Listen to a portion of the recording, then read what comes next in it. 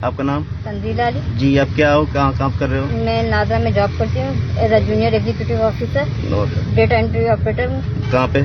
نادرا میں، نادرا نواب شاہ۔ نادرا نواب شاہ۔ جی ٹھیک ہے، میں یہاں پر عورتوں کی عزت محفوظ نہیں ہے۔ میں واش روم گئی تھی، واش روم سے میں جب ہینڈ واش کر کے آئی تو وہ اندر شہزاد سویپر تھا، آیا تھا، وہ مجھے نہیں پتا وہ کس کام سے آیا تھا، وہ پانی بھر رہا تھا۔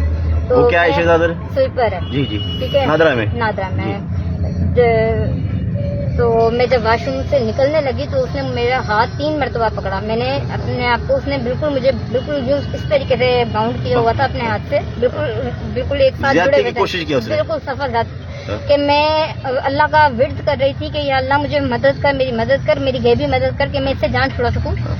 پر یہاں جو ہے صفا انصاف نہیں ملتا۔ میں نے بہت کوشش کی ہے کہ مجھے یہاں سے انصاف ملا جائے، پر یہاں زیادہ تر لوگ جو وہ میرے اگینسٹ ہیں اور وہ چاہتے ہیں کہ یہ سارا معاملہ یہ آپ سے ہوا، زیادتی کی آپ سے کوشش ہوا، پھر آپ نے اپنے کس کو بتایا؟ میں نے جاتے ہی 4 بجے کے بعد اپنے ہسبینڈ کو بتایا کہ میرے ساتھ یہی ہوا ہے، کیونکہ میں رو رہی تھی۔ انہوں نے پوچھا، بہت کنفیڈنس کیا مجھے، پھر میں نے ان کو سارا معاملہ بتایا۔ پھر میں نے زاہد جٹ کو فون کیا کہ نادرا میں کون کون اویلیبل ہے، تو اس نے مجھے بندوں کے نام بتایا کہ ناز صاحب موجود ہیں، رزاق بھٹی صاحب موجود ہیں، عاقل راؤ موجود ہے، میں گھر چلا گیا ہوں، ٹھیک ہے، اور کوئی مسئلہ ہے تو مجھے بتاؤ۔ میں کہا کوئی مسئلہ نہیں ہے، بس ٹھیک ہے، بس آپ کال بند کریں۔ میں نے اس کی کال بند کی اور میں نے میرے ہسبینڈ کو کہا آپ میرے ساتھ چلو۔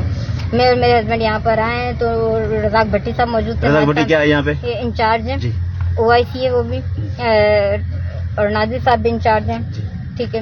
تو رزاق بھٹی صاحب موجود تھے، میں نے ان کے سامنے جو ہے اپنا سارا بیان دیا۔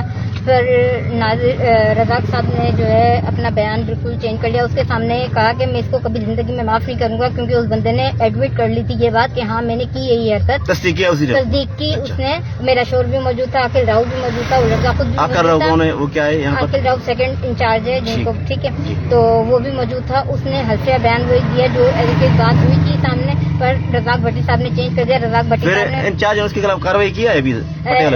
متین صاحب کو انہوں نے فون کیا، متین صاحب کی میری طرف سے میرے پاس کال آئی، اور اس کے بعد انہوں نے کہا میں نے نادر ڈائری کو بھی بتا دیا ہے۔ میں نے ان کو کال کی، میں نے میسج کیا، میں نے کہا میں DG صاحب کو بتا دوں گا، میں خود ہی بات کر دوں گا۔ پھر میں نے DG صاحب کو کال کی تھی کہ سر یہ میرے ساتھ حادثہ ہوا ہے، تو انہوں نے کہا کہ جی مجھے پتہ چلا ہے، آپ جو ہے وہ کمپلین فارورڈ کریں۔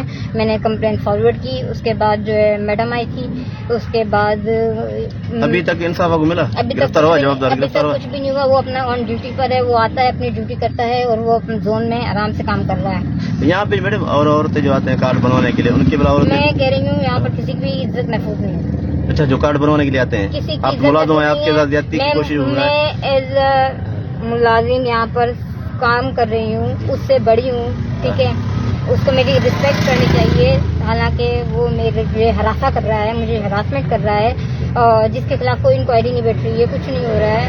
مجھے انصاف چاہیے، مجھے اس بندے کو جیل کسٹڈی کروانا ہے، مجھے اس بندے کو اس کی جاب سے ریسٹریگیٹ کروانا ہے، چاہے مجھے اس کے لیے کچھ، آپ کو انصاف ملے، مجھے انصاف چاہیے۔